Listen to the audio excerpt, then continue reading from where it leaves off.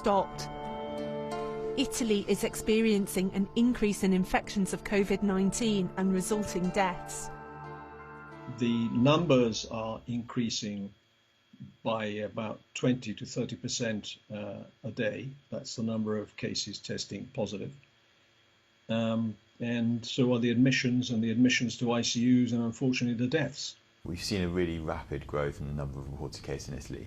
There's evidence that there was undetected transmission, potentially for a few weeks, that meant that when the cases were first detected, you were seeing illnesses that may be more severe, they'd been infected a while ago. Doctors in Lombardy, which had experienced the initial brunt of COVID-19, have told Newsnight that around 10% of people who test positive for the virus end up in ICU. They say that all the ICU beds there are already full and patients are now being transferred out of the region for treatment. The Lombardy region has more hospitals than other parts of Italy, they say, and even then routine procedures have been cancelled. For example, out of 21 cardiac units, 17 will not take on new patients and the others will only do emergency procedures.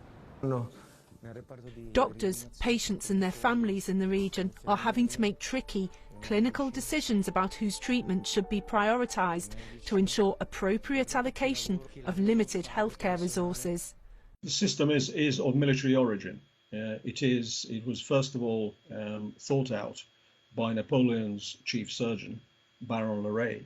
And the idea is that you select those for treatment who are most likely to benefit. And that's because it starts from the idea that resources are finite. Triage is ethically and morally very difficult, personally very difficult to apply, but you have to apply it in situations like this. Newsnight has seen the guidance. Those with the greatest chance of successful treatment will take priority for an ICU bed. Age, any underlying illnesses and the severity of the disease will all be taken into account.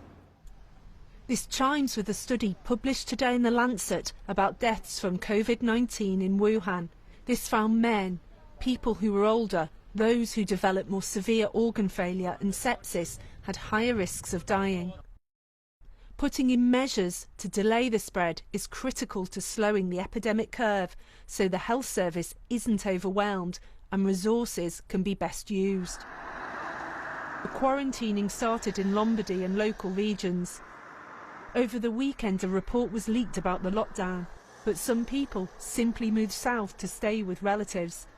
Doctors told Newsnight that they were worried about the impact of this. Now, everywhere is shut down. As far as the Italian government is concerned, it seems to me that they have done all they can.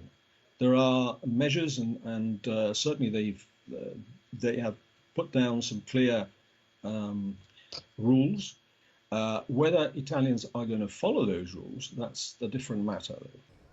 So how unusual is this picture in Italy? I think we've now got data from multiple countries, so we're doing real-time modelling analysis of about 15 countries now, and the early epidemic growth without good control in place is pretty consistent across countries. On average, each person's infecting 2 or 3 others. We're seeing doubling every 4 to 5 days.